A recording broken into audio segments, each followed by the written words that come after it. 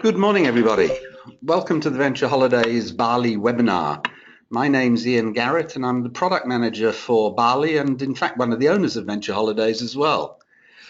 Bali is a fantastic holiday destination, beautiful beaches, stunning resorts, fabulous shopping. Do I need to start again?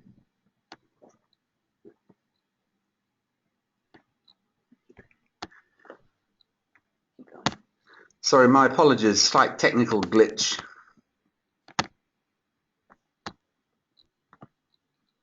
Sorry.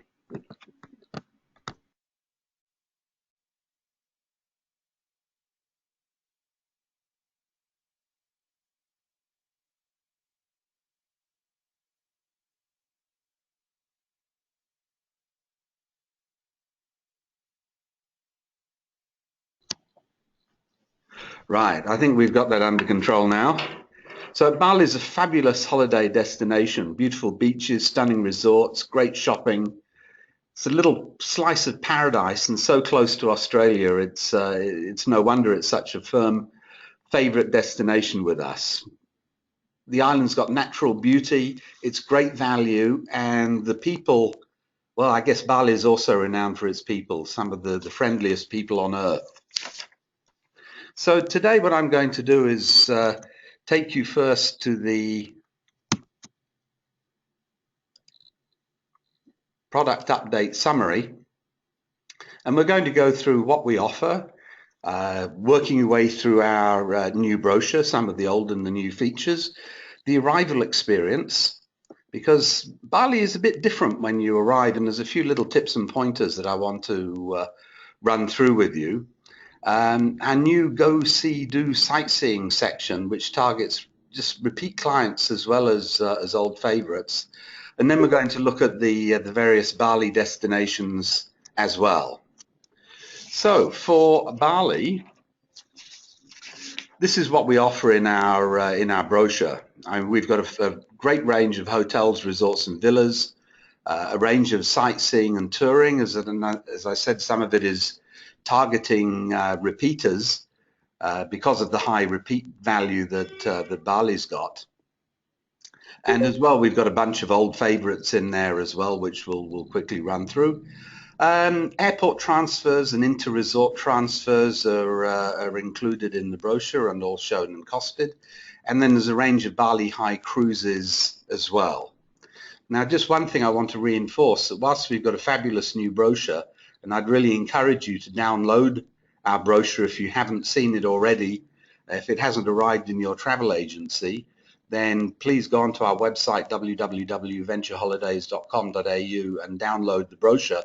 It can be downloaded as either a flip brochure, which I'm sure you're familiar with, or as a PDF, which can be saved on your computer. What we see in our brochure is really just sort of a snapshot of some of the accommodation options that are available. There's a great deal more available in our system, which you can access through our reservations call center, of course, or through CalypsoNet. So if you don't see a hotel or tour that you're wanting in our brochure, please have a look in CalypsoNet, give us a call, because odds on we're probably able to book it all up for you, as well as what's in our brochure. So navigating our new look brochure, we've got some new, I guess some new information in our brochure for this year. Favorite places and spaces, which is the on the page 5 of the brochure, where we're actually going into some of our favorite spots in Bali, some of which are a bit off the beaten tourist track. Things like the hot springs at Banjar, Jatilua, I've always had problems with that word, rice paddies, which are just sensational, UNESCO listed, and they are just spectacular. So there's an awful lot to see and do in Bali, and we actually go into a great deal of that in our brochure as well. We've got Did You Know, where we're providing some fast facts and some unusual fast facts as well for Bali visitors. The Don't Miss section, where we're looking at some of the many things that are available in Bali, experiences that people can have in Bali, things like enjoying the babi guling, which is sort of like a barbecued pork, and fantastic pisang goreng, which is deep fried banana, basically terrible for the cholesterol, but absolutely delicious. We've got a don't miss section in the brochure, as I mentioned. Go see, do sightseeing, venture loves. So for each section in the brochure, as we go through it, we have a venture loves section which highlights some of the things that are unique to the area that we think are particularly notable. Now, one of the most often asked questions of our res is, does the hotel have free Wi-Fi? It's not does the hotel have Wi-Fi, it's does the hotel have free Wi-Fi? Because, you know, these days, as we all do, you're traveling with your iPhone or your Galaxy or whatever it might be, and your iPad, and you want to connect. And you don't want to be stung excessive fees from a hotel when you do so. So in the brochure for hotels where free Wi-Fi is available throughout the resort, we've actually developed a free Wi-Fi icon, which we'll look at in a moment. Some hotels offer free Wi-Fi in, say, public areas. It might only be available in the lobby. For us, that doesn't qualify for a free Wi-Fi icon. If you've got to pay for it whilst you're in your room, you don't get a free Wi-Fi icon. So navigating your way through our new brochure, this is a sample on South KUTA, and as you see, we've got an introduction to the area. We've got a venture loves, and we love things like the huge beachfront Discovery shopping mall and Centro department store.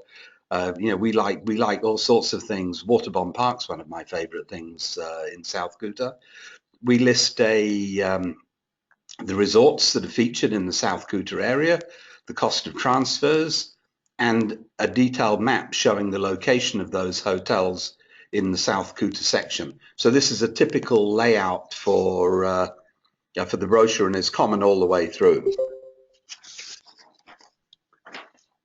When we actually look at the way that the hotels are presented, again, we've refined this for this year.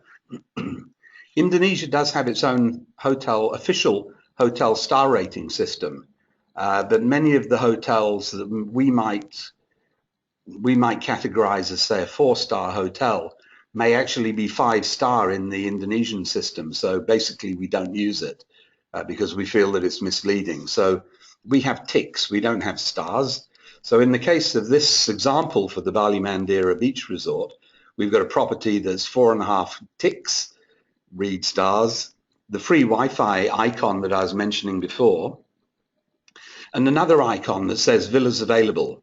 Now the villas available denotes that within that resort there are private villas available as part of the room inventory. There's a logo or an icon very similar to that in the brochure which just says villas, which denotes that it is an all villas property. We list lead pricing in the brochure, and the lead pricing is per person share twin double. Detailed information on the location of the hotel, the facilities of the hotel, and the contracted room categories available. So these are the room categories which we can offer with contract rates. Then boxed up beneath that, we run through the bonus offers that are available, the family offers that are available, honeymooners perks where we've got honeymooners. Don't forget to tell us because we need to report that to the hotel in advance. And then Ventures Insight at the bottom, which is our own personal view. Actually, it's my personal view into the hotel. So often there's some little snippets of information in there, and this comes in all of our brochures. The Ventures Insight comes from the product manager. It comes from the person that knows the hotel, that knows the management, that's inspected the hotel. So it is a valuable thing to take note of. All of the room pics in the brochure are captioned so that you know what it's of, because we don't want to picture a super deluxe room and have your clients thinking that that's what they're going to get if they book a lead category room. So All of the pricing is, of course, for the various categories is available in CalypsoNet. There's GPS maps available in CalypsoNet and a lot more information, a lot more pictures as well. So moving on, I just want to cover villa pricing because that's handled a little bit differently. We never know how many people are going to be in a villa. So normally with hotels, we do it per person share twin.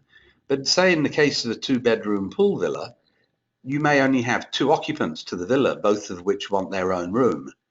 You might have 3 occupants in a 2-bedroom villa. So it's very difficult to actually put per person pricing in unless you based it on the maximum number of occupants in the villa. So in the case of villas, where there's more than just simply a 1-bedroom pool villa, we actually show the pricing all up for the entire villa unit.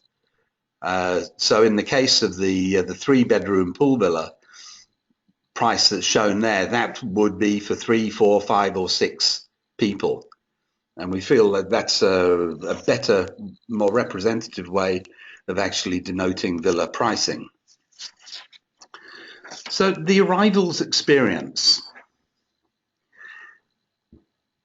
Bali is a bit different, as I mentioned. At the moment, running down the list here, Australian travelers on Australian passports are still required to pay a visa on arrival fee of $35 US. We keep hearing this is going to change, and it's been on again, off again, on again, off again several times, and we're now told it's likely to change this year. But until it happens, Australian passport holders have to pay for their visa on arrival $35 US. Many non-Australian citizens do not have to pay that. So if, for example, you're on a British passport, then you get visa-free entry into Indonesia. It's all highly politicized, I guess, as to why Australians still have to pay. So at the moment, when your clients arrive in Bali, they deplane, walk towards the immigration area, and they have to queue up to buy their $35 visa on arrival. Having queued up for that, they then have to queue up once again for immigration, and eventually their passport stamped and they pass through. It's important, though, that your client's passport has a minimum validity of 6 months. If they do not have a minimum validity remaining in their passport of 6 months, they're likely to be denied boarding of their aircraft when they leave Australia, and they will doubtless have problems with immigration on arrival in Bali. So please make sure that your clients do have that minimum 6 months validity remaining in their passports. We can offer a VIP arrival service in Bali where clients are met up directly off the aircraft as they come down the walkway, and they're escorted through the visa on arrival process. They're escorted through immigration. It's basically front of the line service, so you're not queuing. They're then escorted through to the baggage hall, given assistance reclaiming their baggage, and then walked all the way through customs and handed over to our tour guide in the arrivals area. Now, for that, there is a fee. It's not exactly cheap, but it's a wonderful service. Current pricing on that is 79 Australian dollars per person, excluding the visa fees. But sometimes, at peak times, you can be in the airport queuing for an hour or so at visa on arrival and immigration. Sometimes it's actually been worse than that. Whereas this will just zip you through the whole process. So if you've got VIP clients, high-end clients, $79 per person buys them the Express VIP experience, and in my book, it's well worth it. When your clients have cleared the immigration area and they walk into the baggage hall, you'll find a whole stack of porters there, and the porters are grasping trolleys. And you think, oh, that's a good idea, isn't that nice? They've got these trolleys out ready to hand over to us. Wrong. If you take one of the trolleys from the porters, the porter comes with the trolley, and the fee for bags is not posted, it's negotiable. And there are all sorts of stories of people being ripped off and overcharged, etc., by the porters. In the old airport, the porters actually used to hide the baggage trolleys so you couldn't find them. But in the new airport in Bali, thankfully, they can't do that anymore. So avoid the porters at all cost and find your own baggage trolley. There are plenty available, and collect your own bags. It's a much simpler experience. After you've collected your bags, you have to clear customs. What's memorable about that is that every bag is x-rayed. And what they're looking for, apart from, the fact you might have stashed away some extra things in your boogie board bag or some gold bullion or whatever, is they're looking for extra duty free.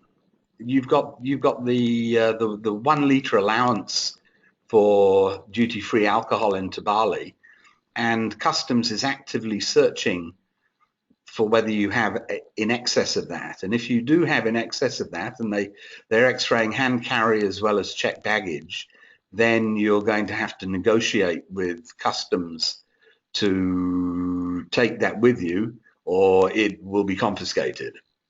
And they prefer the confiscated option because no doubt it gets resold somewhere. Having done that, you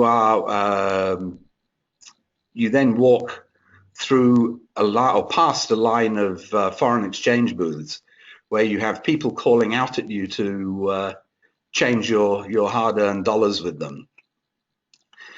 It's probably a good idea to change over a nominal amount of money just so that you've got a few rupiah, change $50 or something, so that you've got some rupiah to use as tips with hotel porters, and buy yourself some initial necessities or whatever. But the exchange rates at these booths is sometimes questionable. And as well as that, exchange rate booths have been known to short change. With round about 10,000 rupiah for $1 Australian dollar, you're often dealing in millions. You're dealing in numbers so high that we're not actually used to computing them. And I've had personal experience of money changes where the money changers have substituted 5,000 rupiah notes for 50,000 rupiah notes and counted them out in front of me and tried to short change. So I tend to try and avoid exchange booths because I don't want to be ripped off. And I go to ATMs. Now with the ATMs, you're going to get slugged a fee probably by your bank back here in Australia. I think mine charges me $5 a transaction when using a foreign ATM. But the ATMs in Bali, most of them will accept your card quite readily.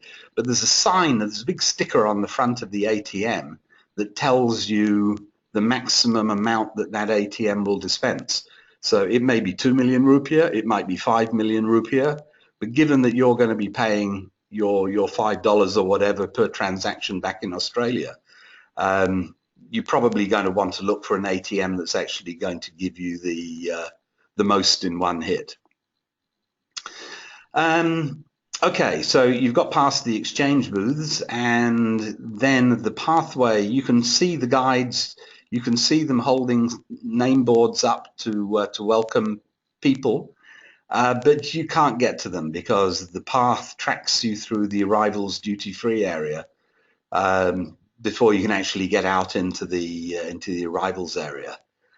But once you've actually navigated your way through a windy path through all of the duty-free arrivals goodies, you'll meet the Venture Holidays guide, who will be holding a signboard with your client's name on it, our logo, and the guide will then escort you to your vehicle. It's a bit of a walk to the parking area, but the guide will be pushing your trolley at this point, so it's no big deal. You see I've got surfboards and golf clubs down there as large items. Now golf clubs are carried at no additional fee, but for surfboards, our transportation company over there attaches surfboard racks to the vehicles.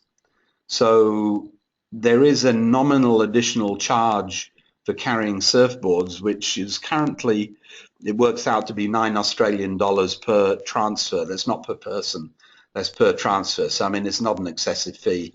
It just covers the fact that they have to put a roof rack on the car, especially to take the surfboards on the transfer. So if your clients do have surfboards, then please tell us at the time the transfers are being booked. Otherwise, it could be a problem when they arrive there. So now we're looking at the Go See Do unique sightseeing targeting repeat clients, and we got some neat little things here. I mean, the clients, many clients have been to Bali so many times they can probably tell you more about the island than you can tell them. But here's some things that they are unlikely to have done. KUTA Street Eats is a walking tour around the KUTA area where people actually get to experience Balinese street food and are introduced to all the local flavors along the way. So if you're outside of the KUTA area, it's either necessary to get transportation in, get a taxi or whatever. We'll be talking about taxis in a couple of minutes. Balinese blessing and cooking class. This one is just beautiful. I mean, you're taken to a temple for a ritual cleansing ceremony, and it's quite spiritual. Following that, you continue on, and you're taken to the garden of the cooking school, where you're introduced to the various herbs and spices that are used in Balinese cooking. Get to pick some of them, and then go through the whole Balinese cooking school experience, finally tasting the results of your hard labor. Jamu making. Now, I mean, this one is really offbeat, because you're actually looking at making traditional Indonesian herbal medicines, and it's really quite remarkable, where you're given an introduction into jamu making, and then you actually get to make your own. I mean, it's fabulous. Looking at some of the more regular sightseeing, I mean, we've got whitewater rafting, elephant camps, elephant trekking, Balinese village cycling. Now you notice under that one we've got Kintamani volcano cycling, Jatilui rice paddy cycling, which are those UNESCO rice terraces that I was telling you about. You are going downhill, by the way, not uphill. Village trekking, jungle trekking, and pod chocolate. Pod chocolate's a local Balinese organically grown chocolate. The beans and everything are sourced entirely in Bali, and you get to look around a cocoa plantation, see how the whole thing is processed, get to taste lots of chocolate, and eventually make your own chocolate decorated elephants. So it's a really nice family experience. Now, just looking, here's a map of Bali. I just want to show you that the main tourist areas are concentrated entirely around this lower section of the island, meaning that about 98% of the island is still very much Balinese and non-touristy. So just looking at the areas here, this little strip here, the airport is down the bottom of this strip, Ngurah Airport. And as you move upwards, you go through South KUTA, LEGIAN, SEMINYAK, and on to Canggu. SANUR is over the other side. The ocean comes in this direction. So this is why you've got the surf beaches along this strip here, and why SANUR is a calmer beach. Not only is there a reef off the beach, but it's protected by I suppose by this little peninsula. The NUSA and TANJUNG BENOA area runs down this strip here. So the distances are really all quite close together. And these days, getting from the airport here to NUSA down here is an easy experience. It used to be quite a long drive, but now there's an ocean tollway that actually runs, is quite spectacular, that runs all the way across. Sorry, I beg your pardon, I've gone in the wrong direction. 30 kilometers outside of the main tourist areas, we've got UBUD here up in the mountains, and then the lesser known areas of Candidasa beach area over here in the eastern side of the island, and the Lavina area up here, which is a very small seller for us. The nice beaches, but they're black volcanic sand, which isn't terribly popular. So that's a sort of quick rundown of the island. The Bali High cruises go to Lembongan Island, which is this little island here. So they're heading out of the port, which is somewhere around here, and going to Lembongan.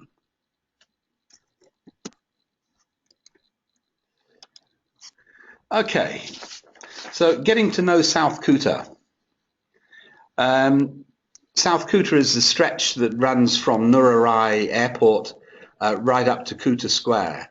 Large range of beachfront resorts and non-beachfront resorts, little hotels, lots of restaurants, bars, and some really excellent shopping.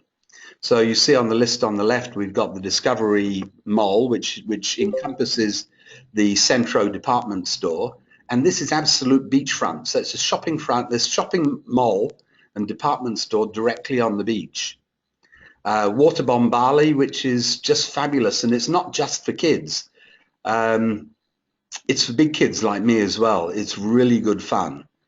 So I'd strongly recommend that.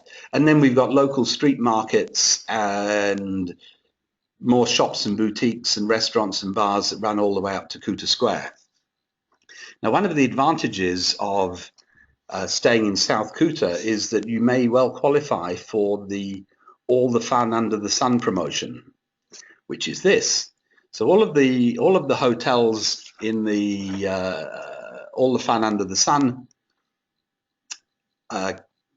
campaign have this logo here integrated into the or under the hotel name in the brochure. And in our brochure, I think there's only one South KUTA hotel that doesn't participate. Bottom line is that if you stay 6 or more nights at one of these South KUTA hotels, you receive a discount booklet, a passport to South KUTA with discount booklets giving you coupons for all sorts of shopping, entertainment, restaurant, bars, etc. Plus there's the South KUTA beach bicycles, which you can use for free. Now there's a beautiful walking, riding path that goes all the way from pretty much close to the airport, and it goes all the way up to past Legian and into SEMINYAK. And it's just sensational. So one of my recommendations would be to get one of these bikes and just sort of slowly bike your way up the beachfront path. And there's coffee shops and restaurants and things along the way, plenty of places to stop and get some refreshments along the way. So that's the All the Fun Under the Sun. With KUTA and LEGIAN, KUTA really starts at where South KUTA stops, but it's basically at KUTA Square. And at KUTA Square, you've got the Matahari department store, as well as all of the boutique shops and restaurants that form part of the KUTA Square development. Then as you progress up the beach, you've got the Hard Rock Cafe, which is a big beachfront, or it's actually opposite the beach, development. And again, there's a whole range of large branded and non-branded resorts and hotels available throughout the whole area. And as you progress up the beachfront, there are lots of watering holes and restaurants along the way, which are particularly popular in the late afternoon so that you can catch a KUTA or LEGIAN sunset. And you eventually get to the Beach Walk shopping mall, which is Bali's newest and I'd say best shopping mall. It's absolutely spectacular. Directly opposite the beach, hundreds of boutique shops, restaurants, bars. They've got a daycare facility for children, sort of like a kindergarten day school thing that you can called Cheeky Monkey, that you can actually get on a daily basis if you want to park a couple of children there for the day. It's really quite an entertaining complex. There's all sorts of things to see and do there. Now there was a time that I can remember when there actually was rice paddies between KUTA and LEGIAN, but no more. And unfortunately, it's difficult to denote now where KUTA ends and LEGIAN begins, because it's all merged. As we progress further up the beach, we come to the SEMINYAK area. Sorry, there's just one thing I wanted to mention about KUTA and LEGIAN. Most of there are no hotels directly on the KUTA beach, on the main part of the KUTA beach. All of the hotels are directly opposite the beach. Then when we get into LEGIAN, and we get hotels like the LEGIAN Beach Hotel, the Bali Mandira, the Bali Padma, there's actually a road that separates the hotels directly from the beach, but this section of road from LEGIAN up is closed, and it's only used for ceremonies. So if there's a Balinese ceremony, they may have parades down there and this sort of thing. But other than that, it's a closed road. But it is nonetheless a road, and that separates the resorts from the beach. Now, SEMINYAK was once known as being I suppose, the high-end part of Bali, all expensive private villas and five-star resorts. That is changing, but it still has fantastic shopping. It's got designer boutiques, wonderful dining experiences, from the inexpensive to the quite expensive. Little Balinese restaurants, bars, shops, nightclubs, nightlife. You know, places like Potato Head, KUTA, Mosaic, Cafe Warisan. It has all sorts to offer, and SEMINYAK over the recent years has become more and more popular. And as it's become more and more popular, there's been more investment in the area, and now, as well as there still being the luxurious five-star hotels in the area and lots of private villas, there's now a range of affordable 3.5 to 4.5 star hotels available in SEMINYAK that can compete on price with hotels in the KUTA LEGIAN area. Maison C Boutique Hotel, this one here. David in our reservations area stayed here about 3 months ago, I suppose, just before Christmas. Just loved it. Harris Hotel SEMINYAK, Sense Hotel SEMINYAK, Centra Taum, or I'm never sure whether it's Taum or Tome SEMINYAK. And then we've got the five-star Alila property there as well. SANUR, the original Balinese village. So much to offer, great shopping, great restaurants, beautiful beach. Most of the hotels are complete beachfront. And this is the Balinese village life still exists there. Great destination for families and couples. NUSA and TANJUNG BENOA. The NUSA complex is a self-contained resort complex. All the roads are beautifully landscaped, ponds, trees, lawns, just sensational. And in the midst of that, there's the Bali Collection shopping complex offering restaurant, shops, bars, etc. And there's a free shuttle from the NUSA between the NUSA hotels and the Bali Collection shopping mall. To the north of that, we've got Tanjung BENOA, which was originally, this is outside of the NUSA complex, which was originally a series of fishing villages, and now has some beautiful beachfront resorts. Jimbaran Bay, to the south of Nurai Airport is Jimbaran Bay. You can see all the planes landing, but you can't hear them, thankfully. Jimbaran is well known for its fish markets and toes in the sand seafood restaurants, but it has a lot more to offer than just that. Not only is it a beautiful stretch of beach, but there's some stunning resorts there, and there's now shopping available in the area as well. The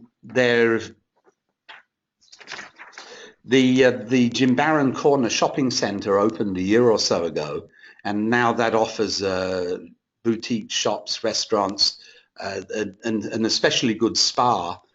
So you don't really need to move so much out of the area. Then as we move up to the spiritual heart of Bali, UBUD, UBUD's known for arts and crafts and artifacts and stone carving, wood carving, etc. It's also where most of the elephant trekking, whitewater rafting and everything happens. And it's a beautiful place to go for a few days. As I say, quite spiritual. There's temples, palaces, etc. Local markets, and some of the funkiest restaurants you'll ever find in Bali. So 3 or 4 nights in UBUD, really good. So hints for getting around in Bali. And as you walk down the street, people will call out to you, transport, transport. Most of those are unregistered BMOs, so they're unregistered transport. They don't carry proper insurance usually. I would prefer to have the hotel call me a Bluebird meter taxi. They do use their meters. They're clean, they're reliable, and you pay what's on the meter. Or there's a great app available called Grab Taxi, which is available on iPhone and on Android. And it's got GPS maps there. You can actually book your taxi online, and it tells you what the fare is going to be in advance, which is pretty handy. Hiring motorbikes and scooters, we don't really recommend this because the traffic can be a nightmare and the accident rate is very high.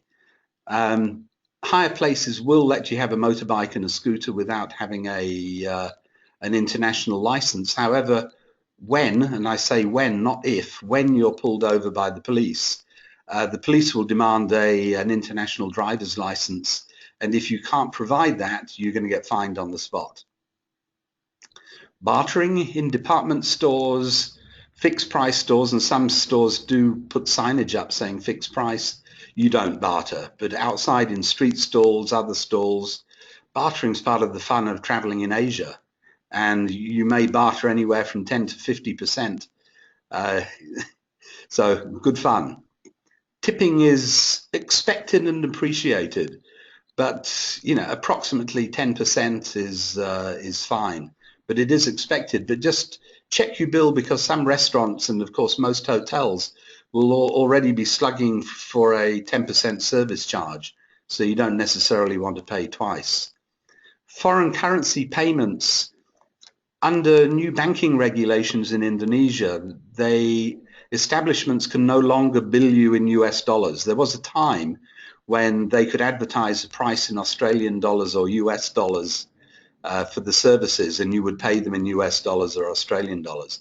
Now by law they have to give you the price in rupiah. They'll still take your US dollars or Australian dollars, but converted at a rate.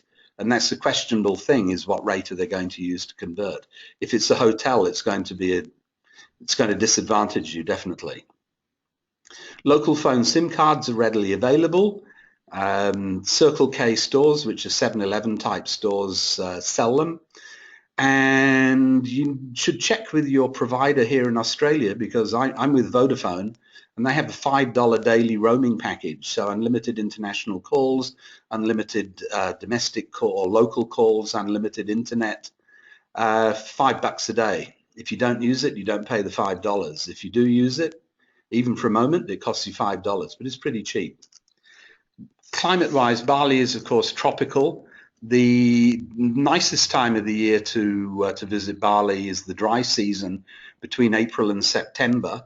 The remainder of the year can get a bit damp, especially over the Christmas New Year period, where it can be, you know, it's basically monsoon time. So April to September is the peak season. Our winter time, so it's also a nice time to get away from Australia and enjoy Bali's beautiful weather. Please remember that we've got far more available than what you can actually see in the brochure. Please contact us. We're also inundated daily with hotel tactical specials and promotions, flat rate specials, bonus night specials, early bird promotions, upgrade offers, value added offers. It changes constantly, and we are updating our system constantly. So please don't go by just what's in the brochure. There could well be a fantastic promotion available, which you can either get through our reservations call center, speak to one of our friendly staff, or through CalypsoNet. The inside back cover of our brochure is Holiday Hints, where we give information about passports, visas, insurance. You can read it yourself, blah, blah, blah. But there's a couple of things I want to highlight to you here just before we finish up. and that is the 4th to the 8th of July. There's the LEGIAN, end of Ramadan session, holiday, I should say. And it is massive for domestic tourism. Bali is chock-a-block with traffic. They'll be queuing for kilometers waiting for the ferry to get over to the island. Traffic is a nightmare. Similarly, Western New Year. The other thing I want to highlight to you is Nyepi. Nyepi Day is the day of stillness, the day of silence. Everyone is confined to their home. All tourists are confined to their hotel. They're not allowed outside. The airport closes. Hotels, put on activities for people inside the resort. But you'll see there that we've got the date. It's coming up on the 9th of March very soon, and next year the 28th of March. So that's about it. This is our range of products for the year. We've got some striking new brochure covers, some excellent content.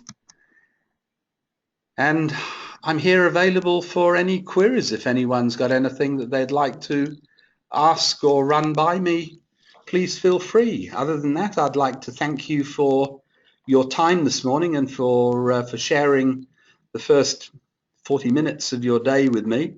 I hope you found it informative. I can be contacted, care of the email address on your screen now.